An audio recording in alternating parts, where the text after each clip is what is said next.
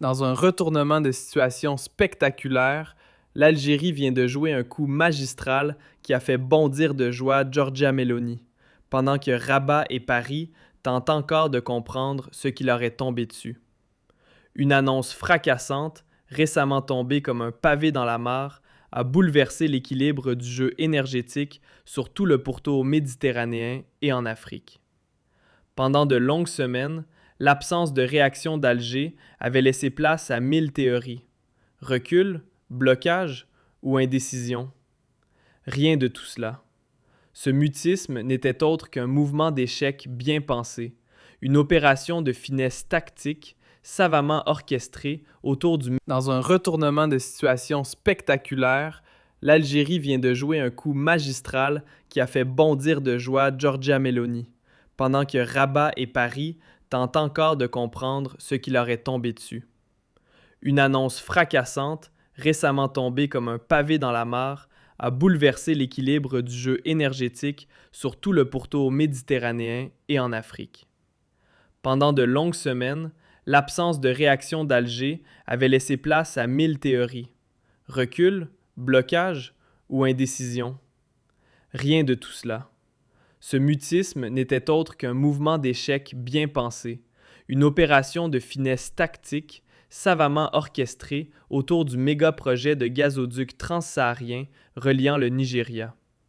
Aujourd'hui, cette idée, que certains croyaient enterrée, ressurgit avec une vigueur nouvelle, propulsée par des... Dans un retournement de situation spectaculaire, l'Algérie vient de jouer un coup magistral qui a fait bondir de joie Giorgia Meloni, pendant que Rabat et Paris tentent encore de comprendre ce qui leur est tombé dessus.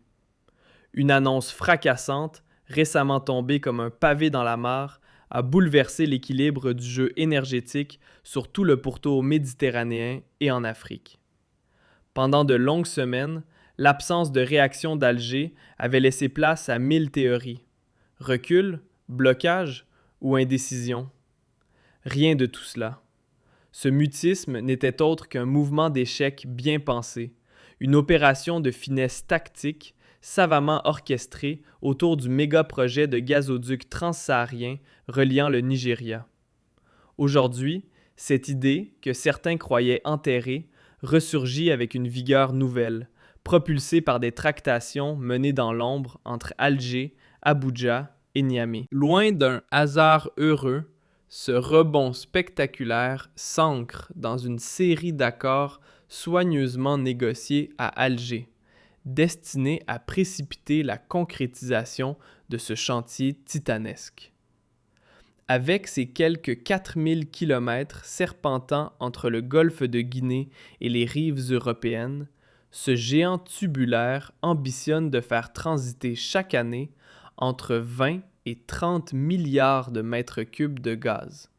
Oui, rien que ça.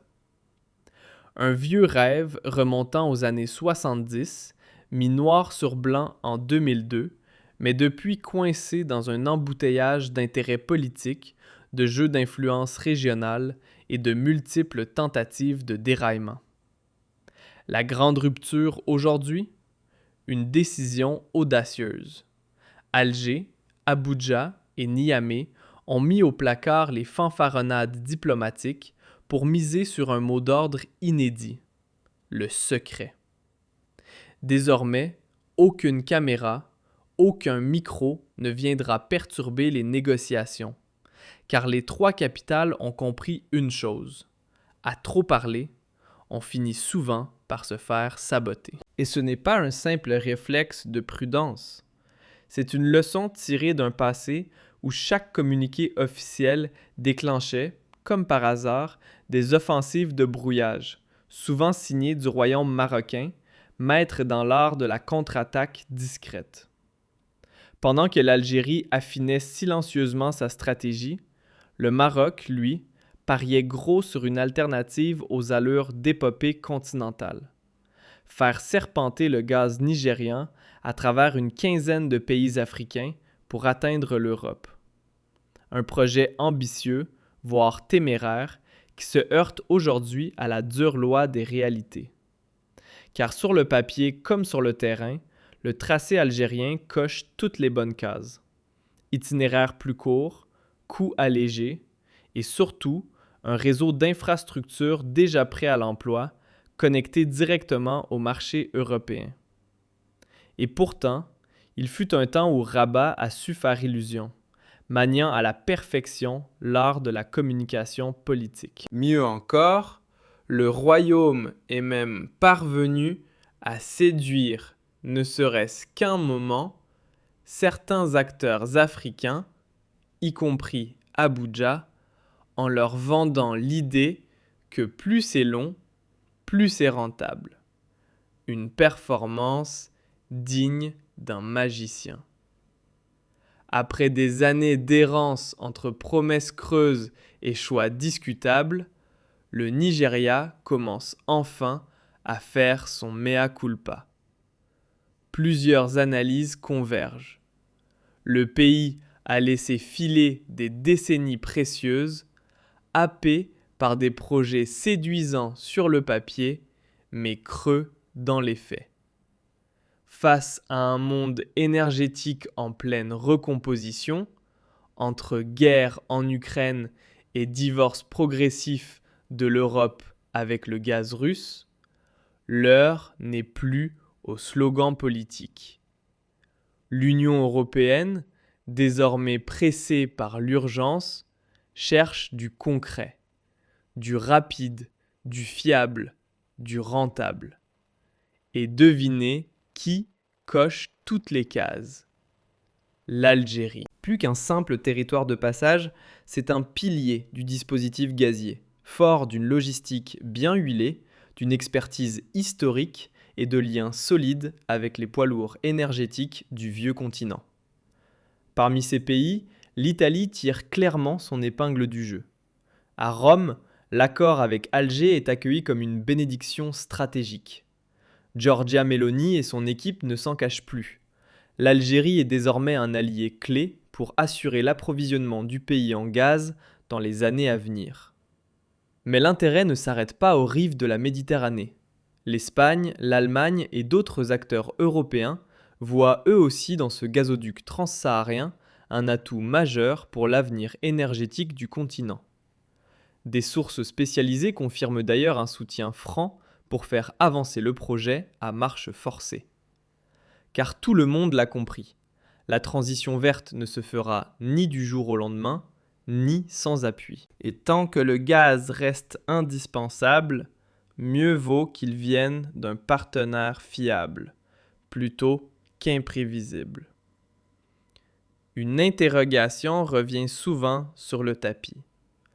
Pourquoi diable l'Algérie s'investirait-elle autant dans le transport du gaz nigérian alors qu'elle est déjà l'un des poids lourds du secteur gazier? À cette énigme, les spécialistes répondent sans détour. Le marché européen, colossal et insatiable, engloutit bien plus de gaz que ce qu'un seul fournisseur, fût-il aussi solide que l'Algérie, pourrait fournir à lui seul. Même en poussant ses capacités au maximum, Alger ne suffirait pas à calmer la soif énergétique du vieux continent. D'où l'intérêt évident de canaliser le gaz venu du sud. Cela permet d'engranger des recettes supplémentaires grâce aux droits de passage, tout en consolidant son rôle de pièce maîtresse dans l'échiquier énergétique euro-africain. Et ce n'est que le début. Demain, ce corridor gazier pourrait bien s'élargir à d'autres pays africains et devenir un véritable carrefour stratégique, propulsant l'Algérie au rang de hub incontournable entre deux mondes énergétiques. Pas étonnant que Paris commence à grincer des dents. L'alignement de plus en plus visible entre Alger, Rome et Berlin dans le domaine énergétique sonne comme un signal d'alarme pour une France dont l'influence s'effrite lentement mais sûrement. Sur le front économique, les chiffres parlent d'eux-mêmes. La facture du pipeline passant par l'Algérie et le Niger ne devrait pas dépasser les 12 milliards de dollars. une somme jugée raisonnable au vu de l'envergure et des bénéfices attendus. En face, le projet concurrent du Maroc continue de susciter des doutes, plombé par un coût astronomique, plusieurs dizaines de milliards. Un parcours tentaculaire traversant plus d'une douzaine de pays et une avalanche de contraintes. Infrastructures à bâtir de zéro, risques géopolitiques, instabilité régionale. Plusieurs voix d'experts et responsables internationaux n'ont pas mâché leurs mots. Ce plan marocain serait surtout un geste symbolique, plus politique qu'économique. À l'opposé, le corridor transsaharien s'impose comme l'option la plus logique, la plus rapide à concrétiser et la moins vulnérable aux turbulences. Les accords récemment conclus entre l'Algérie, le Nigeria et le Niger ne sont pas de simples belles paroles. Ils définissent des rôles précis, actent un engagement fort sur l'accélération des travaux et surtout établissent une règle d'or, la discrétion absolue. Ce choix stratégique tranche radicalement avec les approches passées et montre une volonté affirmée d'apprendre des échecs d'hier. En somme, cette manœuvre algérienne ne redessine pas seulement les routes du gaz, elle bouscule les lignes de force régionales. Le Maroc se retrouve fragilisé, la France déstabilisée, pendant que l'Europe, Italie en tête, applaudit une Algérie qui incarne désormais fiabilité et efficacité dans un monde énergétique sous tension. Plus qu'un tuyau géant, c'est une véritable reconfiguration des rapports de pouvoir entre l'Afrique et l'Europe, fondée sur la sobriété, la précision et une exécution chirurgicale. Et avec un tel alignement politique et un appui européen solide, jamais ce projet n'a semblé aussi proche de sortir des cartons. Ce n'est plus une simple spéculation ou une chimère diplomatique. Le projet de gazoduc transsaharien est en train de passer du rêve lointain à la réalité tangible. Tous les signaux récents vont dans le même sens. Nous sommes à l'aube d'un basculement majeur qui pourrait redéfinir durablement les équilibres énergétiques, économiques et politiques entre l'Europe et l'Afrique. Longtemps relégué au rang de mirage évoqué à chaque sommet sans lendemain, cette initiative s'impose désormais comme un axe structurant, catalysé par une alliance inédite entre Alger, Abuja, Niamey et plusieurs capitales européennes. Mais cette fois, point de promesses creuses ni de déclarations creuses. Le moteur du changement, c'est une lecture lucide des défis du moment. Flambée des incertitudes sur les marchés, vulnérabilité des chaînes logistiques et rôle irremplaçable du gaz dans le maintien de la stabilité énergétique mondiale. Parmi tous les acteurs de cette reconfiguration énergétique, l'Algérie se distingue désormais comme le véritable centre de gravité. Son silence prolongé, loin d'un retrait passif, il s'est avéré être un redoutable levier diplomatique. En se tenant à l'écart du tumulte médiatique, Alger a non seulement privé ses détracteurs de munitions, mais aussi désamorcé les offensives d'intox et offert un espace calme aux négociations techniques et financières. Ce virage méthodologique rompt clairement avec les habitudes du passé et révèle une approche plus mûre, plus stratégique. Pour les Européens, et tout particulièrement pour Rome, Madrid et Berlin, le projet ne se résume plus à une diversification logistique. Il prend l'allure d'un filet de sécurité face aux tempêtes géopolitiques à venir, d'un rempart contre l'imprévisibilité mondiale et d'un moyen concret de garantir un flux stable de gaz à long terme, sans céder aux aléas de l'instant. L'enthousiasme de Rome, loin d'être une réaction excessive ou calculée, traduit une lucidité stratégique face à la nouvelle donne énergétique. L'Italie a bien compris que l'avenir ne se construira pas sur des discours idéologiques, mais sur des alliances solides, durables et profitables pour tous, en particulier avec ceux qui détiennent ou transportent l'or bleu. À l'opposé, certains projets concurrents, davantage conçus pour briller sur la scène politique que pour fonctionner dans la réalité économique, commencent à perdre leur éclat. Des tracés complexes à rallonge, des itinéraires plongés dans des zones à haut risque politique, des coûts qui explosent sans garantie de retour. Tout cela rend ces alternatives de moins en moins crédibles auprès des bailleurs de fonds. L'époque où l'on imposait un pipeline avec un simple slogan diplomatique est révolue.